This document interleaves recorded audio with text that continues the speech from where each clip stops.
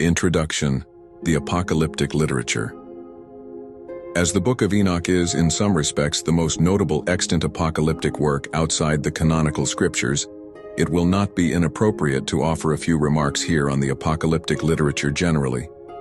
In writing about the books which belong to this literature, Professor Burkitt says very pointedly that they are the most characteristic survival of what I will venture to call, with all its narrowness and its incoherence, the heroic age of Jewish history, the age when the nation attempted to realize in action the part of the peculiar people of God.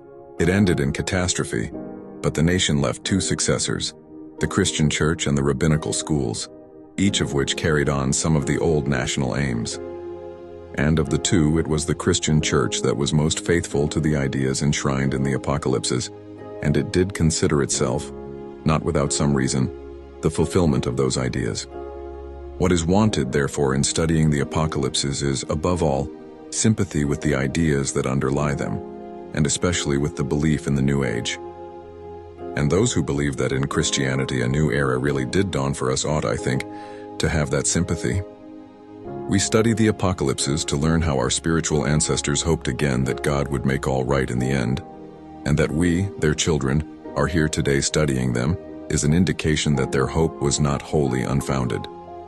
Hope is indeed the main underlying motive power which prompted the writers of the apocalypses, and this hope is the more intensive and ardent in that it shines forth from a background which is dark with despair. For the apocalyptists despaired of the world in which they lived, a world in which the godly were of no account, while the wicked seemed too often triumphant and prosperous. With evil everywhere around, the apocalyptists saw no hope for the world as it was. For such a world there was no remedy, only destruction.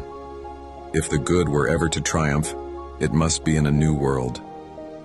Despairing, therefore, of the world around them, the apocalyptists centered their hope upon a world to come, where the righteous would come to their own and evil would find no place. It is this thought which underlies the opening words of the Book of Enoch, the words of the blessing of Enoch, wherewith he blessed the elect and righteous, who will be living in the day of tribulation, when all the wicked and godless are to be removed. Nowhere in this book is the essence of this hope more beautifully expressed than in a short metrical piece in the first chapter. Like and follow for more.